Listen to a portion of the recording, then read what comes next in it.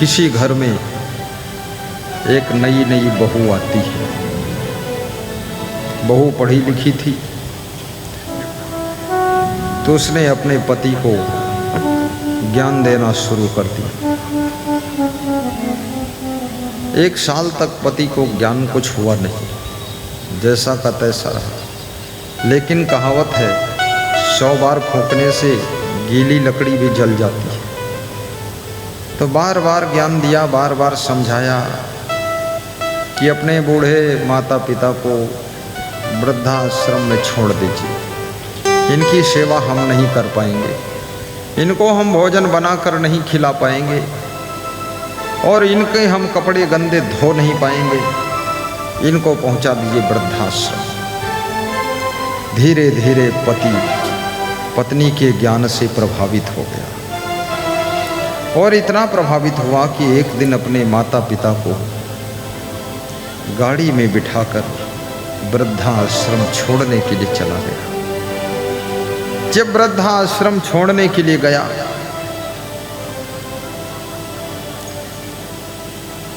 तो माता पिता पूछ रहे थे, बेटा कहाँ लिए जा रहे हो? बेटे ने कहा, जहाँ मेरी पत्नी की आज्ञा है वहाँ लिए जा रहा हूँ। तो तेरी पत्नी की कहाँ के लिए आज्ञा है, मुझे कहाँ पहुँचाओगे? बोले, पिताजी चिंता मत करो, आपको वृद्धाश्रम छोड़ने के लिए हम लिए जा रहे हैं। मुझको वृद्धाश्रम में छोड़ो, मैं तो जी रहा हूँ तुम्हारे लिए, सांस ले रहा हूँ तुम्हारे लिए, तुमको सुबह शाम देख लेता हूँ, मन खुश हो जाता है। वृद्धाश्रम में तुमको देखने को कहाँ पाऊंगा?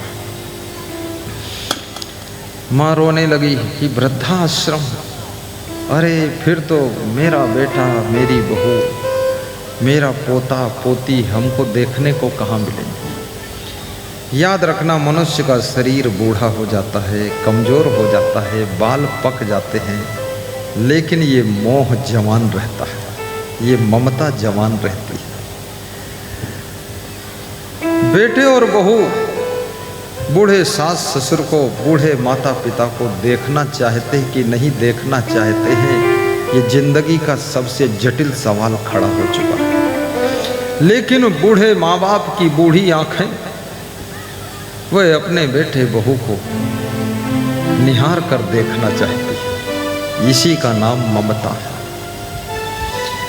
जिनसे तुम ममता करते हो, जिनसे तुम मोह करते हो, जरा टटोल कर देखो, क्या उनको तुम्हारे से कोई ममता है? उनके मन में तुम्हारे लिए कोई जगह है? तुम्हारे लिए जगह नहीं बची है। तुम कहाँ मोह में जल रहे हो, दुखी हो।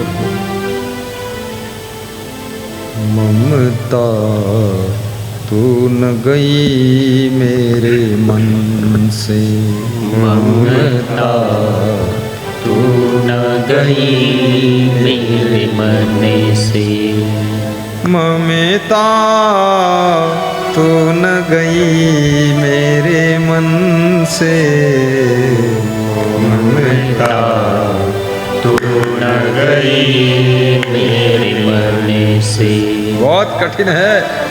लोहे की जंजीर तोड़ना आसान है, रस्से को तोड़ना आसान है, जेल से कूदकर भाग जाना आसान है, लेकिन ममता की हथकड़ी बेड़ियों से छूटना टूटना बहुत कठिन है। ये ममता का बंधन, बड़े बड़े कलेक्टर बैरिस्टर सब टमाटर हो जाते हैं। ये ममता रुलाती है, छूट नहीं पाते। कोई पोता की ममता में बंध जाता है, कोई बहू की ममता में बंध जाता है, कोई बेटे की ममता में, कोई पोते की ममता में, कोई अपनी पत्नी की ममता में, कोई पति की ममता में, कोई अरे पड़ोसी स्त्री की ममता में फंस गए लोग कहीं न कहीं बंधे रहते हैं और रोते रहते हैं, उसी में पड़े रहते हैं, जूते खाते रहते हैं, तमाशा देखते रहते हैं और चिल्लाते भी रहते हैं कि अब घर में मन नहीं लगता है, लेकिन ममता बांध कर घर ही में रहने देती है। ममता तू न गई मेरे मन। कितने लोग जोश खरोश में साधु बन गए और साधु बन करके कुटिया में आड़ में बैठकर रोते हैं सिसक कर, घर की याद आ रही। अरे लंगोटी बांध दिया फिर भी घर की याद आ रही। और कितने लोग जोश में घर से भाग गए, बोले अब कभी कितनी कठिन है ममता, सोचना ईश्वर। मोह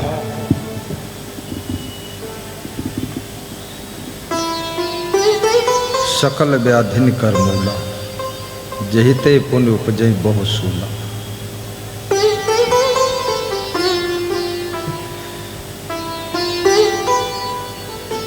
दोनों बूढ़े माता पिता रोने लग जाते और उनका बेटा हंसता हुआ गाड़ी में बिठाकर वृद्धा आश्रम छोड़ने जा रहा। याद रखना, जो लोग बहुत बूढ़े हो जाते हैं, शायद वे अपने घर के बेटे बहू पोता पोती की मोह में अब जी रहे हैं। उनको देख लेते हैं, मन तसल्ली पा जाता है। लेकिन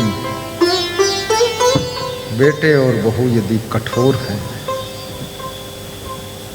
तो अपने घर के बूढ़े सास ससुर माता पिता को अपने आप से दूर कर देते हैं।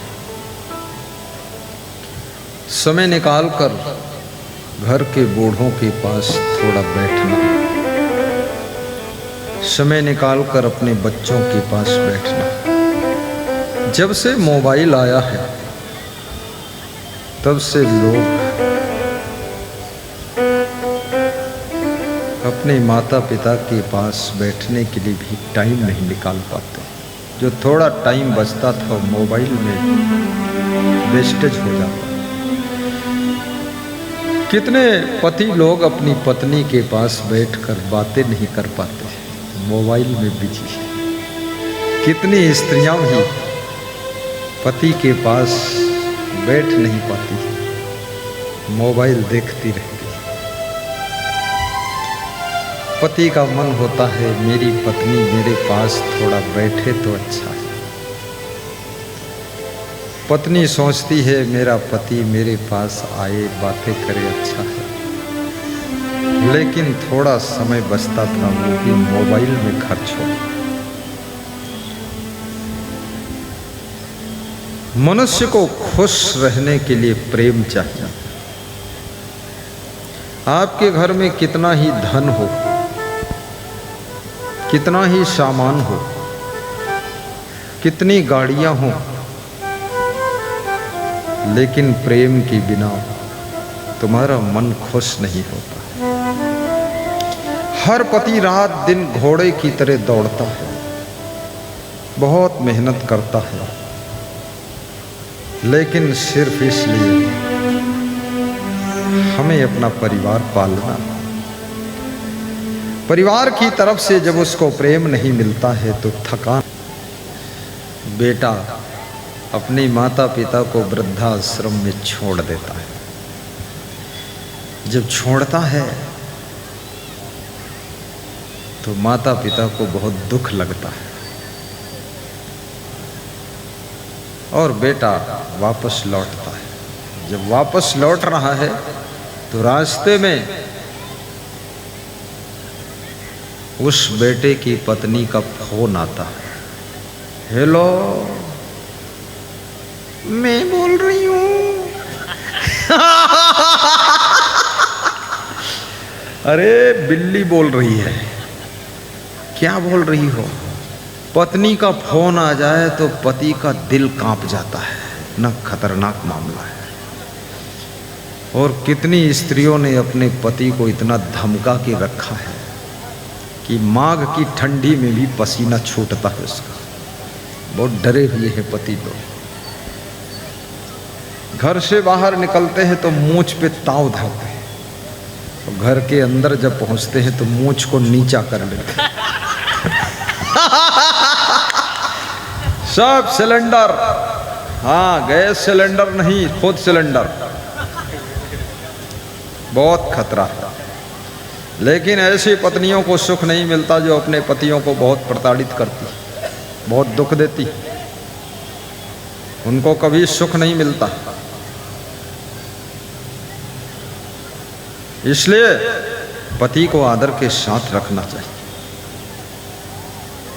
यदि तुम लक्ष्मी हो तो पति तुम्हारे लिए, पति को भगवान का भी स्थान दिया गया है गृहस्थ आश्रम में।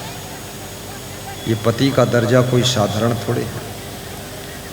और पतियों को भी अपनी अपनी गरिमा में रहना चाहिए। शराब पीना, जुआ खेलना, ताश खेलना, व्यभिचार करना, ये तो पति का पतन है, ये पति का धर्म नहीं। आप अपनी महिमा में रहो। पत्नी का फोन आ गया रास्ते। पत्नी कहती है अपने माता पिता को वृद्धाश्रम में छोड़ दिया। बोले छोड़ दिया। 5 किलोमीटर लौट आया हूँ, रास्ते में हूँ, थोड़ी देर में पहुँच रहा हूँ। अरे तो क्या अपने माता पिता को ये तुमने बता दिया है कि जीवन में दोबारा घर वापस नहीं आएंगे? ये बोल दिया कि नहीं, वहीं रहेगा? तो बेटा बोला इतना कठोर नहीं बोला हूँ, छोड़ दिया हूँ, चला आया। पत्नी ने कहा वापस लौटो और जाओ अपने माता पिता को बोल कर आओ, अन्यथा 1 महीने बाद वो फिर आ जाएंगे। आज्ञाकारी पति था, वापस लौट गया। माता पिता को रोता हुआ छोड़कर गया था, लेकिन जब दोबारा वापस लौट कर गया तो वहाँ का सीन था बदला हुआ था, नज़ारा बदला हुआ था। उसके बूढ़े माता पिता वृद्धाश्रम के मैनेजर के साथ बैठकर गप कर रहे थे और हंस रहे थे और ताली बजाकर मस्त बात कर रहे थे। दुख भी ज़्यादा समय तक नहीं रहता है, याद रखना। दुख का असर भी धीरे धीरे कम हो जाता है। कोई भी दुख हो, आज का ताजा दुख जो आज है कल हल्का होगा, परसों और हल्का होगा। तुम्हारे घर चोरी हो गई, उसका आज जो दुख है ये कल नहीं रहेगा। 1 महीने बाद ये दुख कम हो जाएगा, 1 साल बाद ये दुख भूल जाएगा। ये दुख और सुख दोनों भूल जाते हैं। ये हमेशा प्रबल रूप से आपको प्रभावित नहीं कर सकते। बड़ी घटना हो गई है। अब वो बेटा चिंतित हो गया, क्योंकि जब माता पिता को छोड़कर गया था तो वो रो रहे थे, और आधा घंटे बाद लौट कर आया तो देखा वो हंस रहे हैं। आहा, हंस रहे और वृद्धाश्रम के मैनेजर के साथ गप कर रहे।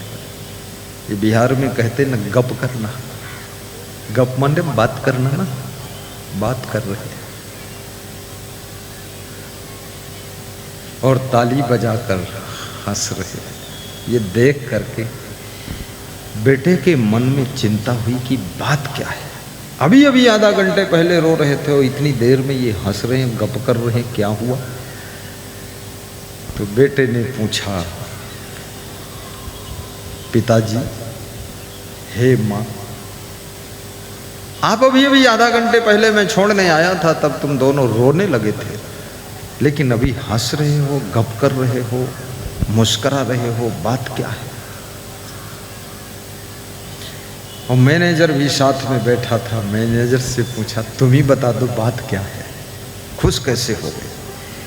तो मैनेजर हंसने लगा, बोले संसार को देख करके मन में हंसी आ रही है, क्योंकि ये तेरे जो माँ बाप हैं ये तेरे सगे माँ बाप नहीं हैं, ये लगे माँ बाप हैं। बोले लगे और सगे क्या होते हैं? बोले तुझको अनाथ आश्रम, वृद्धा आश्रम, अनाथ आश्रम दोनों जॉइंट आश्रम है।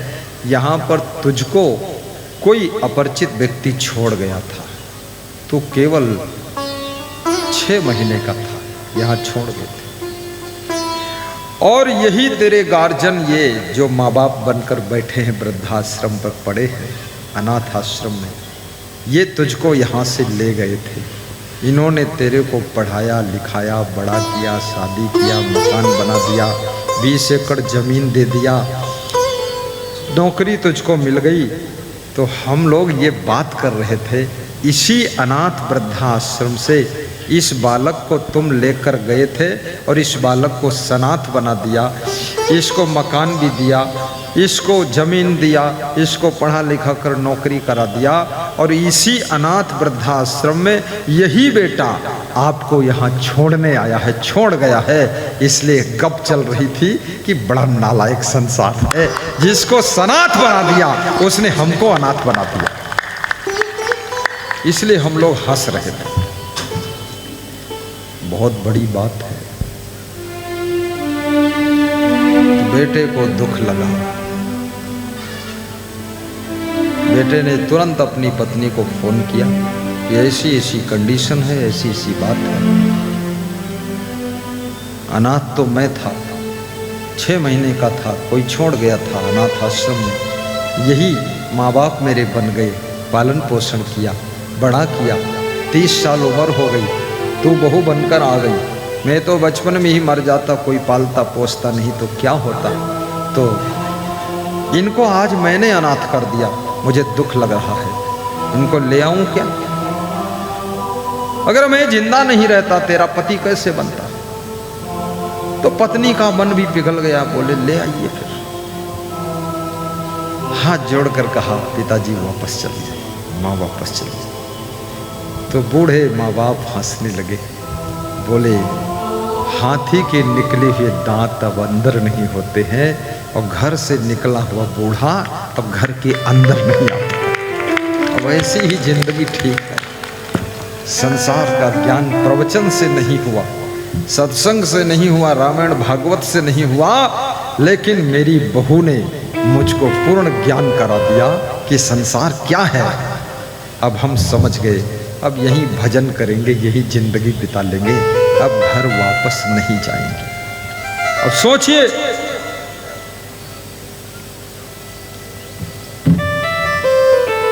कितना बड़ा पाप लगेगा उनको जो अपने बूढ़े माँ बाप को, बूढ़े सास ससुर को इस तरह से सताते हैं।